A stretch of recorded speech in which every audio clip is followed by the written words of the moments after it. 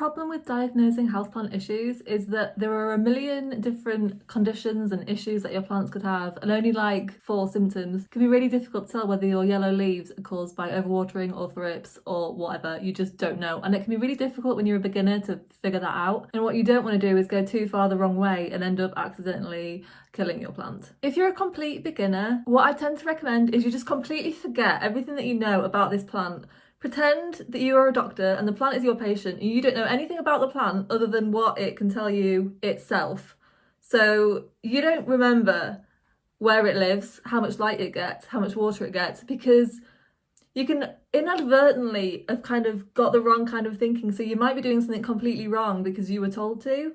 And I can't blame people for that. There was an article in Apartment Therapy, I want to say like last week, that was clearly just shilling a self-watering pot. It was completely shameless because the woman said the reason I bought the self-watering pot was because I was sick of having to water my houseplants every day. You don't have to water your houseplants every day. You shouldn't water your houseplants every day. That will quickly kill them. So I knew immediately, well, that's a red flag right there. But if you're a beginner, you're like, oh God, am I meant to be watering them every day? I didn't know that. So we'll just fresh slate and we'll just look at the plant and be like, right, what is wrong with you? So the first thing we're going to do is we're going to look at the foliage, but what we're not going to do is come to any assumptions about that because, right, I'm not proud of this. I know a lot about how to care for plants, I simply don't do it, so I'd say don't judge, but I can't really, so judge away. This is my Monstera deliciosa. She's not looking amazing. Look at all those raggy leaves. You're the best one. Yeah, now, I bought this plant from when it was a tiny baby, and it's got big fenestrated leaves. So I know it gets enough light. I know that's not an issue, but if you're a beginner, you may not know what too much so don't think about that. We're just going to look at the issues. And the issues we've got are, we've got yellow leaves here, yellow on the leaves, and we've got these brown spots. And if you look at the brown spots, they've got this like yellow edging. So to me, like, I know what's wrong with the plant. I know what her issues are. If you Google yellow leaves and black marks with a yellow edging, you would probably be directed towards overwatering and some sort of fungal infection. And the information is correct. Yellow leaves tend to be a result of overwatering, and if you have a brown spot with yellow edging, it's usually a fungal infection. But also, that isn't what the issue is. These are just the symptoms the plant are showing me. And I know the issues are, well, it's basically neglect. She got thrips, I didn't treat them, and I let her dry out too often. The letting her dry out too often isn't that big of a deal. Monstera don't really care. It just causes the odd brown spot on the leaf, which doesn't bother me. So I just let her be. But then because she was underwater, she was a little bit weaker, and then the thrips moved in. So these problems kind of escalate over time. I am treating her better now. She's fine. And the reason that I know this is because I know what I'm looking for. But if you didn't, the yellow marks on the leaves is a big one. And with thrips, it's actually quite easy to tell. So if you look, it does look like somebody's kind of got a pencil eraser and just rubbed out the green. And that is generally, especially like there, and that's just where the thrips have been like sucking the juices out of it. So we've checked the leaves and we've been given conflicting advice. We're going to go a little bit further. I am eventually going to get the plant out of the pot and there's going to be soil everywhere. So the next thing we do is we check the soil. Now, people have said to me that they don't overwater. They've shown me the plant and said I don't overwater it. And I'm like, the soil's soaking wet. And they're like, I watered it 2 weeks ago. I've not overwatered it. But the soil is soaking wet. I don't care when you last watered it. If the soil is soaking wet, unless you watered it now, it shouldn't be soaking wet. First thing you need to do if you're wondering whether your plant is overwatered or underwatered is check if the soil is wet. And this is actually quite difficult. It's not difficult, but we almost like overthink it. So I actually found it slightly easier if you check if the soil is dry. And if you say, oh no, it's not dry, then you're like, well, how not? If it's like damp or moist, that's fine, but you don't want it to be wet. You don't want it to be like muddy. You certainly don't want to be able to like squeeze it out. So just if the soil is dry, you're more likely to have underwatered. If the soil is wet, you're more likely to have overwatered. I know it sounds simple, but it is generally true, especially if you're a beginner and you're not quite sure how often you should be watering. If there's an issue with your plant, if the soil is wet, you're probably overwatering. If the soil is dry, you're probably underwatering. As I mentioned, a lot of people are confused by this because they're like, well, I didn't overwater because I only watered it whenever. But there are a couple of things that can influence how long soil can stay wet for. One is the size of the pot. This is pretty much perfect. I repotted it a couple of weeks ago and I kept it in the same size pot. It can be really tempting to just get the biggest pot you can and put it in there. Monstera tend to be okay because they are quite strong in the root, although you won't get any leaf growth because they will concentrate on filling the pot with roots. But if you're also constantly overwatering, you will end up with root rot. So root rot is caused by anaerobic bacteria, so they thrive in an oxygenless environment. Basically, wet soil is heavy and it compacts down and it creates like mud and all the oxygen is forced out, there's no air pockets. These bacteria thrive in that environment and attack the roots. That's what causes root rot. It's not the water itself, it's the bacteria that the lack of oxygen causes. That's why you can keep plants in just water, because the water has oxygen in it. They just need a different kind of root. If the pot's too big, there's a lot of soil, the soil holds water, your plant can't use all that water, root rot. The other issue is drainage. When it comes to soil, Monstera aren't actually that picky. There is, I'm sure, out there like a perfect soil, but definitely go with a soil that's based on how you water. It's a fairly chunky mix because I know it's good for it, but because I'm an underwaterer, I tend to go for a denser mix than many people do. If you're an overwaterer, you want things like orchid, bark and perlite in there just to get the water out there quicker. But what you definitely do need is drainage holes at the bottom. The soil is nowhere near as important as having holes in the bottom. If you have a pretty pot that you really want to use and it doesn't have holes, then just do what I've done, get a plastic pot. This is just an old... This is a Monstera Adansonia. How big was the plant? It can't have been. Oh well. What was I saying? So yeah, just plant it in a pot like this and then put that in the pretty pot. You can drill holes in the pretty pot, but this is easier. Also remember that the opposite can be true. So if the pot is too small, the soil can't hold as much water, so it will dry out quicker. That tends to be why a plant being root bound is an issue. The root bound in itself doesn't tend to be an issue. I've heard rumours that the roots can come up and start strangling the stem, and they can be a pain to repot. But in general, the issue is that they're not getting enough water. Right, so we've checked whether the soil is wet or dry. And like I said, if it's wet, we're erring towards overwatering. If it's dry, we're erring towards underwatering. But obviously there's the issue of like, what if you think you might have underwatered, but also you thought you might have underwatered, so you watered it yesterday, so obviously the soil's wet. You have to check the roots. Now, I always say this, and I know people can't be bothered, and I get that because it is annoying, and just close my laptop there. I don't want to have to do this because it's really messy, but it is the best way to show you that a plant that looks like absolute crap. Look at you. This is a healthy plant. This could be a healthy plant if I looked after it properly, because the roots are fine. I don't know why I've kept this. This is a wrinkled up old nose that I'm going to throw away. I don't know why I didn't throw it away. It must have looked more alive last time. Anyway, as I said, I just repotted this, so the soil is going to go everywhere, because normally the roots like keep it together, but I've disturbed them, so here we go. I'm going to knock the camera over, aren't I? Normally I go for a towel on the desk, but I've gone for a towel on the floor and I'm just going to brush off the desk because I'm thinking that might be easier.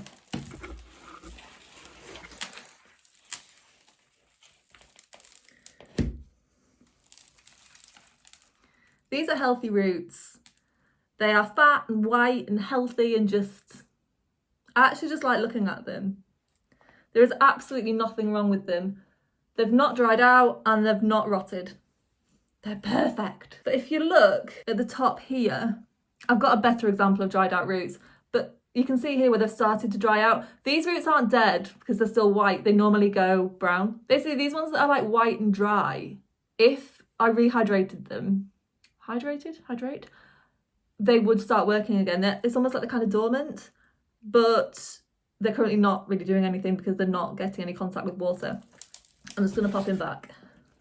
If you take your plant out and its roots are fine, look for pests. Pests like thrips don't attack the roots. They have no interest in them, which is one of the good things about thrips.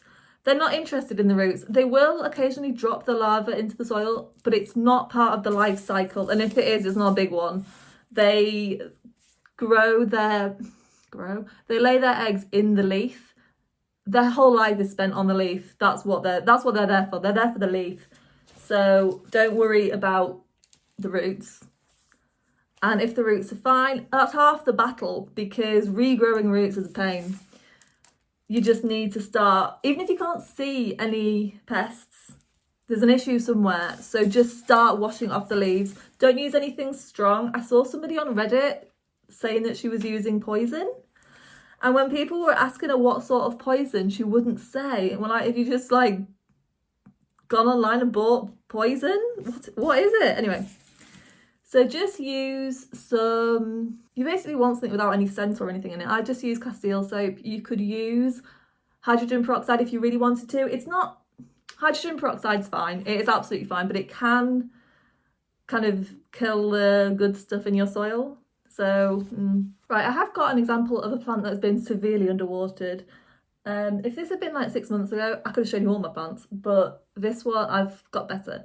This is from my peace lily that I repotted, the one in Lecker. So basically what happened was it fell over and I didn't notice. And right, so the roots are wet because I've put her, like, she's not in Lecker, I've just kind of shoved her down the side of the reservoir. But if you look, they're just really like brown and stringy. I don't think I caught that on camera. Basically, they just drop apart. If I gave these a sharp tug, they'd just come off immediately. And the reason I think this example is interesting is it's really squishy here, and you might think it was overwatered just because when you overwater, it tends to go squishy because the plant can take up too much water and then the cells kind of flood and burst and it's just a whole soggy mess. The reason I know this isn't overwatered is because this really sadly is a brand new leaf and it's formed and it's perfect. I mean, it's gonna die, but there's absolutely nothing wrong with it. This wouldn't have happened if it was overwatered. Overwatering takes a while for the plant to die, depending on the plant, but the growth stops pretty sharpish. This also looks more overwatered than this actually looks burnt, but it's just because the leaves are so thin because it wasn't getting any water. I think the reason this stem is mushy is that the roots, because it was growing, it was sending a lot of water to the new leaf. Then it must have fell over, the roots dried out and there was still water in the stem. That's all I can think of. Anyway, I'm just popping in water and our fingers are crossed. I'm not like super convinced it'll come back, but there we go. Right, so now for an overwatered plant, this Hoya, which I showed in my houseplant tour. And it has these yellow spots. I've never seen these before. It could be a fungal infection, like a bacterial infection, but I don't know. I've never seen it before. And oh God, the leaves are just falling off. So I checked the roots and then I was like, I know it's not root rot because I checked the roots. But when I took it out of that cash pot, I'd left it sat in water. So maybe it is overwatered. Do you know, I was so sure. It's not overwatered. It's fine. This is like, right. You know, you're like, oh, it's such a good idea for a video because I've got an overwatered plant. Well, so we're back to fungal infection. Now, I'm not going to do anything about that just because it's not spread to any of my other plants and it seems okay. I've not got new growth on it, but it's winter, so that's not really like that much of a surprise. Instead, so if you have an issue and it's not the roots and you don't think it's pests, definitely keep the leaves clean anyway. Do some sort of gentle pest management, like washing the leaves off a couple of times a week, because that way, even if you don't have pests, it doesn't harm it. If you do have pests, it will, if not eradicate them, certainly stop it from getting any worse. What I generally recommend in situations like the one I've just had, where I have absolutely no idea what's causing this bizarre thing, the annoying thing is it is variegated. Like this is the diseased one. See, it's yellow. And it's like textured. You can't really see. like something's eaten it. It's interesting, but it's not textured in all of them. Almost like, it kind of looks like an edema, like the cells have, like it's been overwatered and the cells have burst in the middle. It certainly doesn't look like it's going to get any better. It's so weird. I think it's edema. I think it's a result of edema, and it's